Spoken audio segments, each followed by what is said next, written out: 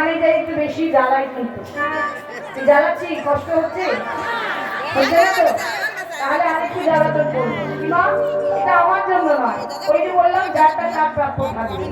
এইটা বৃন্দাবন আর এটা বৃন্দাবন তো দেখবেন বৃন্দাবনে যখন রাধানাম হয় কেউ দাঁড়িয়ে থাকতে পারে না, সবাই রাধে রাধে বলে।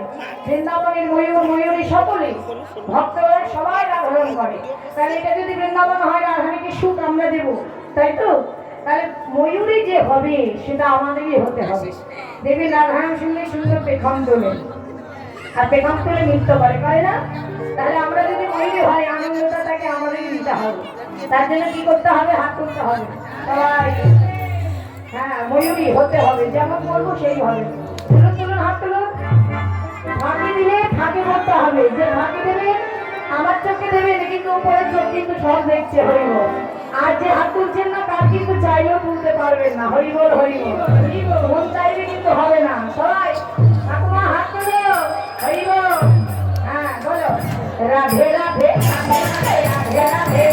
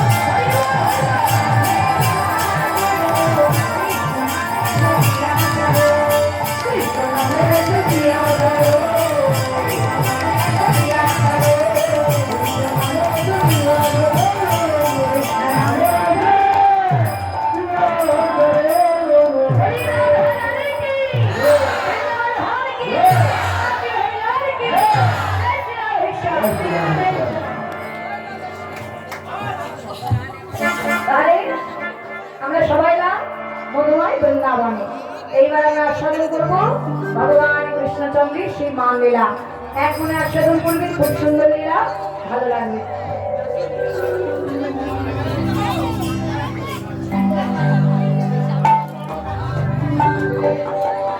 শেষে অনেক আনন্দ আছে, নৃত্য আছে, সবই আছে, একটু ধৈর্য ধরতে হবে। হরিবল কথা নয়, সবাই বন্দি। মধুময় প্রধান বৃন্দাবনে ভগবান শ্রীকৃষ্ণচন্দ্র আমার অনাদিরাদি গোবিন্দ, সর্বকারণের কারণ যিনি, সেই ভগবান প্রতিদিন তার পিতা নন্দ মহারাজের নবলক্ষ্য ধরেছিল। আমার কথা নয়, কথা বলো না। তার পিতা নন্দ মহারাজের নবলক্ষ্য ধরেছিল। এত কথা কিসের? নন্দ মহারাজের পুত্র, তিনি তো ভগবান, তবুও দেখুন আজ জগৎকে তিনি শিক্ষা দিলেন। নিজে ভগবান তবুও তিনি কোন ঘরের পুত্র হয়ে তার পিতার নবলক্ষ্য ধেনু পিতৃকুল পিতৃধন মাতা পিতাকে রক্ষা করে তিনি দেখিয়ে দিলেন এই জগতে সকলকে রক্ষা করা, মাতা পিতাকে রক্ষা করার দায়িত্ব একমাত্র সন্তানের কর্তব্য। তাই আজ ভগবানও তাই করলেন। তিনি বললেন কার? মা যশোদার পুত্র। কারণ তিনি বললেন যে আমাকে যেমন ভাবে ভজে আমি তেমনই তাকে ভজি। কেউ যদি বলে তুমি আমার পুত্র হয়ে যাও, আমি তার পুত্র হয়ে যাই। কেউ যদি বলে দয়াল তুমি আমার সখা হয়ে যাও, আমি তার সখা হয়ে যাই। কেউ যদি বলে দয়াময় তুমি আমার পিতা হয়ে যাও, আমি তার পিতা হয়ে যাই। একবার ডেকে দেখো, আমি হাত বাড়িয়ে বসে আছি, শুধু একবারে ডাকো। ভগবান বসে আছে আমাদের জন্য। আজ তিনি নন্দ মহারাজের ঘরে নবলক্ষ্য ধেনু নিয়ে চলে গেলেন প্রভাতে বৈষ্ণব চরণে। তবে কোন পথ দিয়ে? বললেন যে পথে আছেন শ্রীমতী রাধা ঠাকুরানী। রাধারানী কোথায় থাকেন মা? বিবাহের পর আমার মায়েরা যান কোথায়? শ্বশুর বাড়ি, শ্বশুরালয়। রাধারানীরও শ্বশুরালয় আছে কোথায়? বললেন বৃন্দাবনী। গ্রামের নাম হচ্ছে যাবট। ওই যাবট গ্রামে রাধারানীর শ্বশুরালয়। অট্টালিকার উপরে দাঁড়িয়ে থাকে, কখন বধূ আসবে বধূ আসবে, কারণ সে তো থাকে কৃষ্ণবাদীর ঘরে। তাই ভগবান যখনই চলে যায় তারা কিন্তু আলাদা কেউ নয়, রাধা গোবিন্দ আলাদা কেউ নয়, তারা একই জনা। দেখতে দেখা যায় দুটি দেহ, কিন্তু তাদের বাবা আত্মা একটি। তাই আজ যখন গোবিন্দ চলে যাচ্ছে, রাধারানীর অন্তরটা কেঁদে উঠেছে যে আমার বধূ আসছে। ছুটে গিয়ে অট্টালিকার উপরে নয়নে নয়ন দিল। মুখে কিছু বলা যাবে না। ওই যে ঘরের ভেতরে আছে কৃষ্ণবাদী জটিলা কুটিলা, যদি জানতে পারি এতটুকু দর্শনও রাধারানীর হবে না। তাই বধূ কিছু না বলে রাধারানীকে একটু দর্শন করে চলে গেল। আবার যখন গোষ্ঠ থেকে ফিরে আসছে ওই পথ দিয়েই আসে, যদি আরেকটু রাধারানীকে দেখা যায়। কত কষ্টের ভালোবাসা, কত সুখ। কি করতে যখন ফিরে আসছে আবার রাধারানী ছুটতে ছুটতে লুকিয়ে এসেছে অট্টালিকার উপর থেকে, একেবারে গোবিন্দের নয়নে নয়ন দিয়েছে। আর ওই কালার নয়নে যে নয়ন দেবে তার এই ছাড়া সংসার আর ভালো লাগবে। রাধারানী যেই তার নয়নে নয়ন দিল আর রাধারানী নয়নটা জলে ভরে গেল। রাধারানী বলছি ওরে নয়ন, তোর কি এখনই জলে ভরে যেতে হলো? সারাদিনের মধ্যে একবার একটু বধূকে দেখতে পাই, আর বধূকে যখনই দেখতে গেলাম জলে ভরে গেল, ভালো করে বধূর বদনটা আমার দেখা হলো না। কি মা, নয়নে যদি জল থাকে কিছু দেখা যায়? যায় না। আর যখন নয়নের বিন্দু জলটা গেল তার মধ্যে বধূ চলে গেল। শুধু ইশারা করে গেল গোবিন্দ, মাথার কেশটা স্পর্শ করে 10 অঙ্গুলি রাধারানীকে দেখে চলে গেল। ইশারা করলো। সখীরা বলল, রাধে বধূ তোকে কি বললো রে? আমাদের একটু বল। সখীরা বলছে, যখনই বললো রাধারানী বলছে, কেন তোরা কিছু বুঝিস না? না না, তুই হরি কৃষ্ণদাসী হরিদাসী, তুই যা বুঝবি আমরা কি বুঝবো? একটু বল না রাধে কি বলে গেল বধূ? রাধারানী অতি আনন্দ বলল, আমার বধূ আমাকে বলে গেল এই মাথার কেশটা স্পর্শ করে এই বৃন্দাবনের কেশ নামক কুঞ্জ আছে। তাই বধূ আমাকে ইশারা করে বললো এই কেশর কুঞ্জ সাজাতে। আর 10 অঙ্গুলে হেলন করেছে, 10 দণ্ডে বধূ আসবে, সারা নিশি আমি তার চরণ সেবা করব। সখীরা বললেন, বাবা বাবা বাবা, এটা বড় আনন্দের কথা, তাহলে আর দেরি করা যাবে না, চল রাধে। যখনই বলেছে, সখীদের যেই বলেছে, রাধারানী বলছে, ওরে দাঁড়া, ও সখী তোরা কি ভুলে গেলি আমি যে কৃষ্ণ বাদীর ঘরে থাকি, যেখানে কৃষ্ণ কথা বলিতে মানা, ওই যমুনার ঘাটে যেতে মানা, নীল বর্ষণ করিতে মানা, গগন পানে চাইতে মানা, চোখে অন্ধর পড়িতে মানা।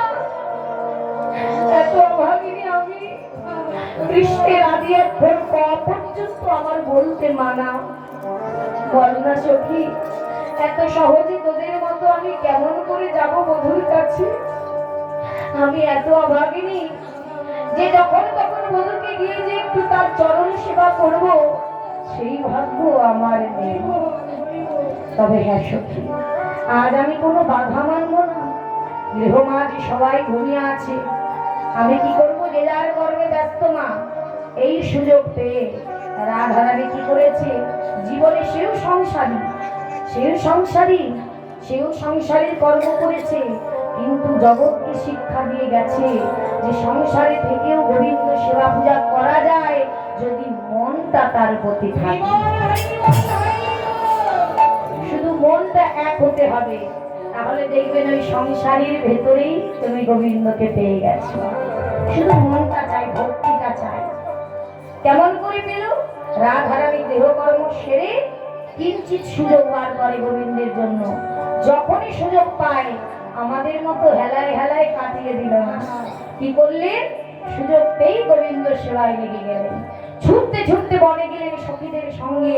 সেখানে গিয়ে বনফুল তুলছে, যা যা ফুল তার ভালো লাগে গোবিন্দের পুষ্প চয়ন করছে, আর বদনে তার কৃষ্ণ নাম গাইছে আর পুষ্প চয়ন করছে। কেমন ভাবি? কৃষ্ণ কেশব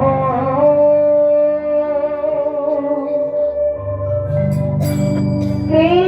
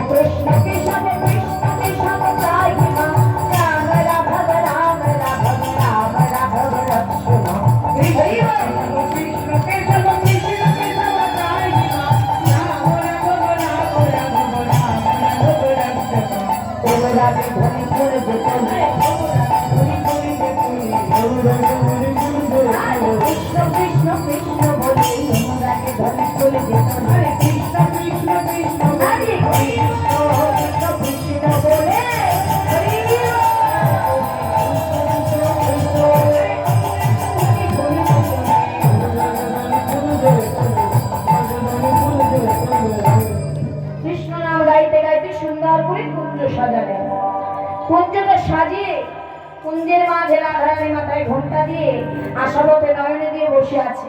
ভগবান যা যা প্রসাদ পেতে ভালোবাসি সব সাজিয়ে রাখলেন রাধারানী। সুন্দর করে ধূপ দ্বীপ প্রজ্বলিত করে বসে আছে। আমার বধূ আসবে, কথা দিয়েছে। আমার কুঞ্জি রাধারানী খুব আনন্দ। এদিকে গোবিন্দ ঘরে গেছে মা, আর ঘরে গিয়ে তো ঘুমিয়ে পড়েছে। যখনই ঘুমিয়ে পড়েছে নিশিকালে হঠাৎ মনে পড়েছে আমি তো রাধারানীকে কথা দিয়েছি আমাকে এক্ষুনি যেতে হবে। পরে মুরলিখানা নিয়ে ওই নিশিরাত্রে নূপুর বাজছে চরণে রুনু ঝুরো করতে করতে গোবিন্দ ছুটতে ছুটতে রাধে রাধে রাধে করতে করতে যাচ্ছে।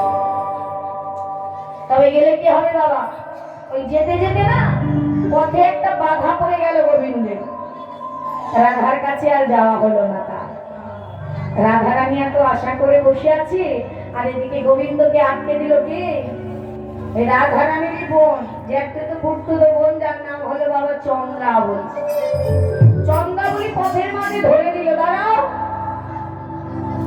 চন্দ্রাবলী তাকে ধরেছিল কেমন জানো? এই চন্দ্রাবলী শিশুকাল থেকেই রাধার প্রতি কিন্তু একটু হিংসে ছিল। কেমন হিংসা? ভালো হিংসাটা হলো ওই চন্দ্রাবলী শিশুকাল থেকে রাধারানী যেমন বধূর জন্য কুঞ্জ সাজায় বাবা, চন্দ্রাবলীও বধূর জন্য কুঞ্জ সাজায়। তাই সখীদের একদিন ডেকে বলছি, সখীরে তোরাই বল, এই রাধারানী যেমন বধূর জন্য কুঞ্জ সাজায়, আমিও তো আমার বধূর জন্য কুঞ্জ সাজাই। কিন্তু কই সখী, বধূ প্রতিদিন দেখি আমার কুঞ্জের সামনে থেকে ওই রাধার কুঞ্জে চলে যায়। কেন রে সখী, আমি কি আমার বধূকে ভালোবাসি না? বল না সখী, আমার বধূকে কি আমি ভালোবাসতে পারি না? আমি কি তাকে পেতে পারি না? বল না সখী। তাই আমিও ভেবে রেখেছি কোনো না কোনো দিন তো বধূকে আমি পাবোই। আর যেদিন আমি তাকে পাবো না রে, মনের মতো করে এমন ভালোবাসবো যে জীবনের মতোই রাধারানীকে ভুলে যাবে। যখনই বলেছে মা, কিন্তু রাধারানীকে তো ভোলা সম্ভব নয়, কারণ রাধারানী গোবিন্দের আলাদা কেউ নয়। রাধারানীকে স্বয়ং গোবিন্দ নিজের বাম অঙ্গ থেকে সৃষ্টি করেছে। কোন মায়ের গর্ভ থেকে তার জন্ম হয়নি, তাই তো তাকে মা বলি না। মা সীতা বলি, মা বিষ্ণুপ্রিয়া বলি, মা লক্ষ্মীপ্রিয়া বলি, কিন্তু মা রাধারানী বলি না। কেন? মায়ের গর্ভ থেকে আসেনি, তিনি এসেছে গোবিন্দের বাম অঙ্গ থেকে, নিজে সৃষ্টি করেছে। তাহলে একই দেহ, আত্মাটা একই, তাদেরকে আলাদা করা যায়? কিন্তু চন্দ্রাবলী সেও তো ভক্ত, সেও তো ভেবেছে আমি কোনো না কোনোদিন বধূকে পাবোই পাবো। আমি যদি সত্যই তাকে ভালোবেসে থাকি, কোনো না কোনোদিন তাকে পাবো। আর চন্দ্রাবলী সেই বাসনা ধীরে ধীরে দেখতে দেখতে বড় হলো চন্দ্রাবলী, আর সেই কৃপা হয়ে গেল আজই চন্দ্রাবলী। গোবিন্দ ছুটতে ছুটতে রাধে রাধে বলতে বলতে যাচ্ছে, আর অমনি চন্দ্রাবলী তার নুপুরের ধ্বনি শুনতে পেয়েছে। তার সখী পদ্মাকে ডেকে বলছে, পদ্মা, পদ্মারে ওই দেখ আমার বধূ আসছে, যা আমার বধূর হাত ধরে একটু আমার কাছে নিয়ে আয়। আজ মনের মতো করে আমি তাকে সেবা দেবো। জানা সখী, যার দেরি করিস না। চন্দ্রাবলীর কথা মতো পদ্মা সখী গিয়ে গোবিন্দকে পথের মাঝে ধরেছে। দাঁড়াও সান্নাগো, দাঁড়াও। বলি এত তাড়াহুড়ো করে কোথায় যাচ্ছ? এসো আমার কাছে এসো। গোবিন্দ মনে মনে ভাবছে সর্বনাশ, এত সখী থাকতে এই সখীর হাতে পড়লাম, না জানি আজ আমার কি হবে। আজকে আমি রাধার কাছে যেতে পারবো? বলে সখী আজ আমাকে যেতে দাও, আমি অন্য কোনো দিন আসবো। না না বলবো, আজই না, আজই তোমাকে আমি ছাড়বো না, কারণ আমার জন্য তো আমি আসিনি, যার জন্য এসেছি তার কাছে চলো। হাত ধরে গোবিন্দের টানতে টানতে নিয়ে গেল চন্দ্রাবলীর কাছে। রাধার কাছে আর যাওয়া হলো না। একজন অপেক্ষা করে আছে, আরেকজন গোবিন্দকে নিয়ে চলে গেল। বধূ কি করবে? চন্দ্রাবলী কুঞ্জের সামনে গিয়ে দেখছি গোবিন্দ দাঁড়িয়ে আছে নিজ কুঞ্জের সামনে। ওমা, সেই শিশুকাল থেকে যার জন্য অপেক্ষা করেছিল, তাকে যদি চোখের সামনে ভগবানকে কোনোদিন দেখা যায়, নিজেকে কি ধরে রাখা যাবে বাবা? স্বয়ং ভগবান ভগবানের সম্মুখে দাঁড়িয়ে আছে। চন্দ্রাবলী নিজেকে আর ধরে রাখতে পারলেন না, ছুটে এসে আছাড় খেয়ে গোবিন্দের চরণে বললেন,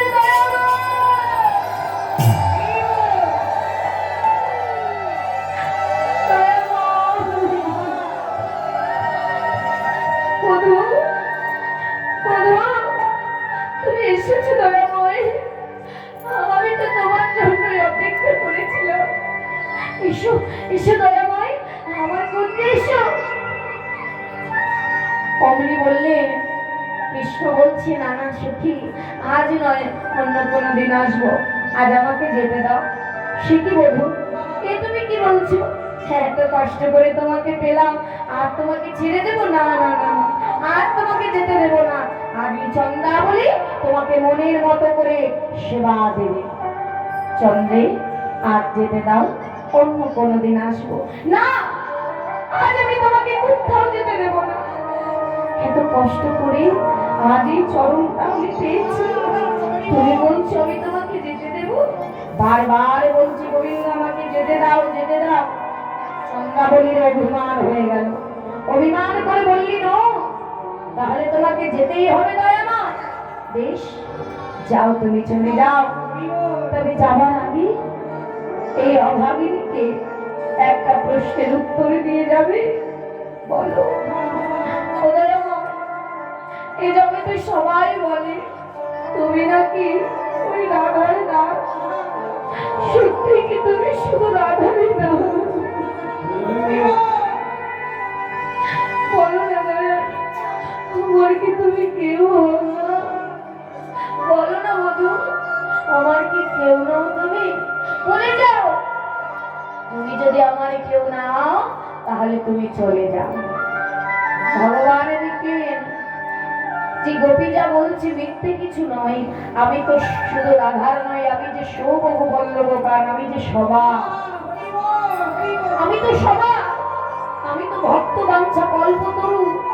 আর ভক্তের সব সইতে পারে ভগবান, সইতে পারে না বাবা কেবল দুটি বস্তু। একটি হলো কারণ মনের অহংকার, আর একটি হলো কোন ভক্তের চোখের জল।